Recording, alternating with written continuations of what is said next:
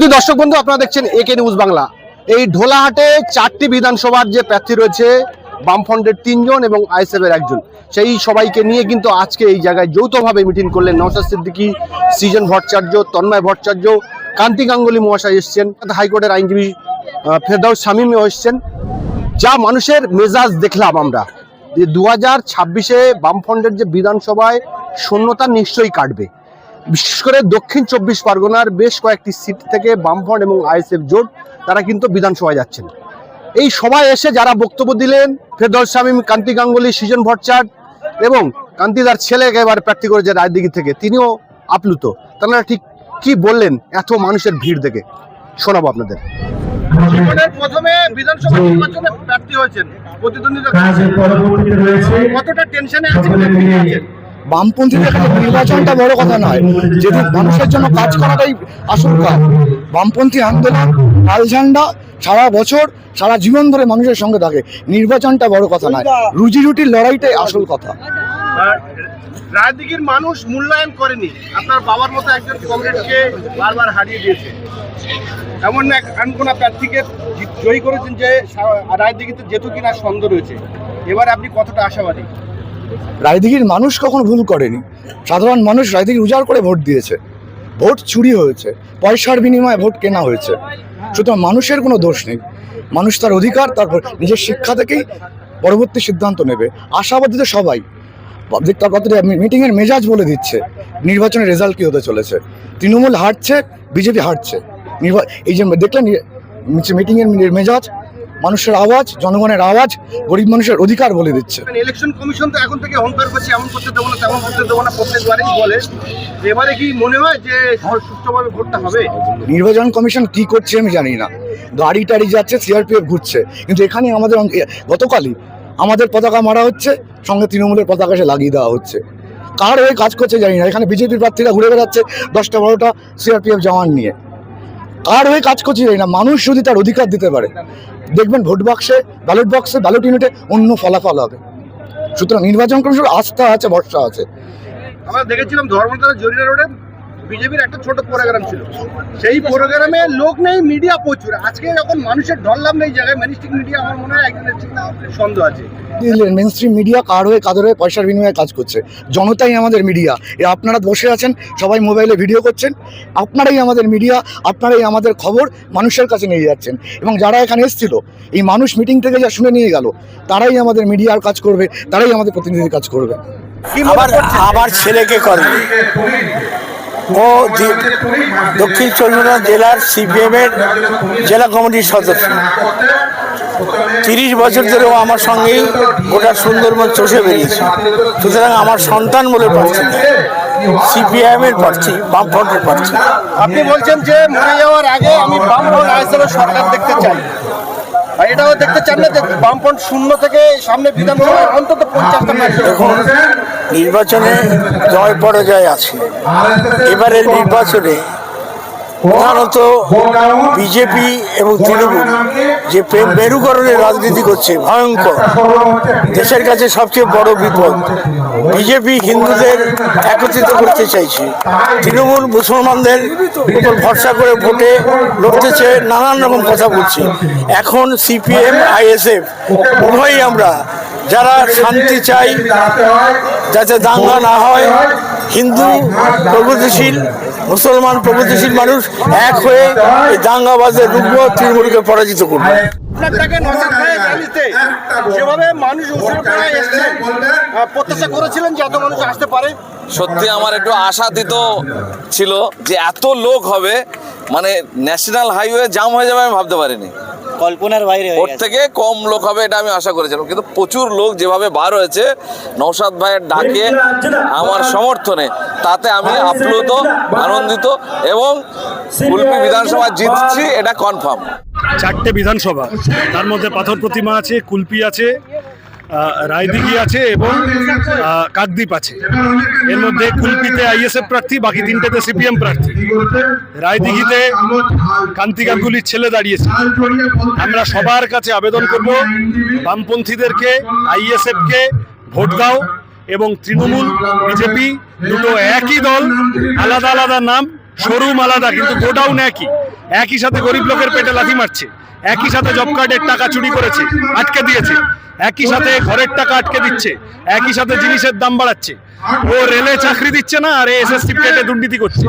তাহলে এই দুটো দলের ছোট্ট লড়াই, নকল লড়াই, তার মধ্যে না পড়ে থেকে রুজি রুটির কথা নিয়ে সামনে এসে মন্দির মসজিদের রাজনীতি বাদ দিয়ে সবাই বিধানসভার ভিতরে পাঠান, এবং সেই বিধানসভার ভিতরে পাঠানোর জন্য আজকে আইএসএফ নেতৃত্ব এসেছিলেন, আমরা সবাই এসেছিলাম।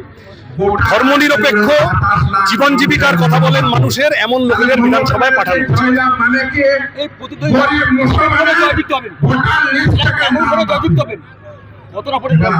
আমি তো টিয়া পাখি নিয়ে বসিনি দাদা, কিন্তু আমি এইটুকু বলতে পারি যে আজকে মিটিং এর আগের দিন কোথায় সিপিএম এর ছেলেরা পতাকা মেরেছে, কোথায় আইএসএফ এর লোকেরা পতাকা মেরেছে, তার উপরে তৃণমূলের লোকেরা পতাকা মেরে দিচ্ছে, তা ওই আমাদের করা পতাকাগুলো ছিঁড়ে দিচ্ছে। কথাটার মানে কি? তার মানে তৃণমূল চাপে আছে, ভয় পেয়েছে। তাই জন্যই তো কেউ যদি খুব জিব্ব ভাব করে, তার যদি মনে হয় যে সে জিতবে, তাহলে অন্য লোকের পতাকা ছিঁড়তে হয়। তার মানে তৃণমূল বুঝতে পারছে শেষের সেদিন আসন্ন বিজেপির বিরুদ্ধে লড়াইটা বিকশিত করার জন্য মাঝখান থেকে তৃণমূলকে সরিয়ে দিতে হবে।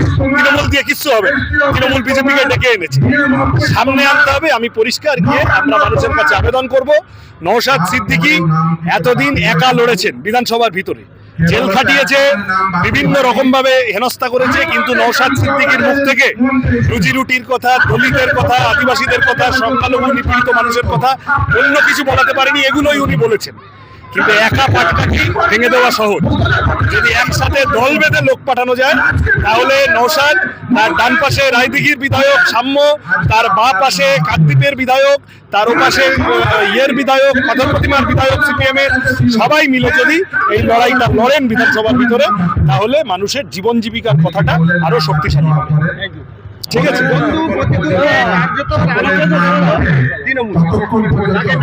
আমি আর কতদিন প্রতিকূটটা থেকে তোমরাও বেরো, আমরা বেরিয়ে গেছি, প্রতিকূট তৃণমূলে গেছে, ও ভালো থাকুক, শুভেচ্ছা রইল।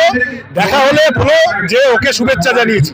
আমাকে যেখানে দেখবে প্রতিকূল নিয়ে জিজ্ঞাসা করো না, আমি সিপিএম, আমি রুজি রুটির রাজনীতি করি, আমি চোর, তোলাবাজ, দাঙ্গাবাজ, চিটিংবাজদের সাথে আমার সম্পর্ক থাকুক, এটা আমি চাই না।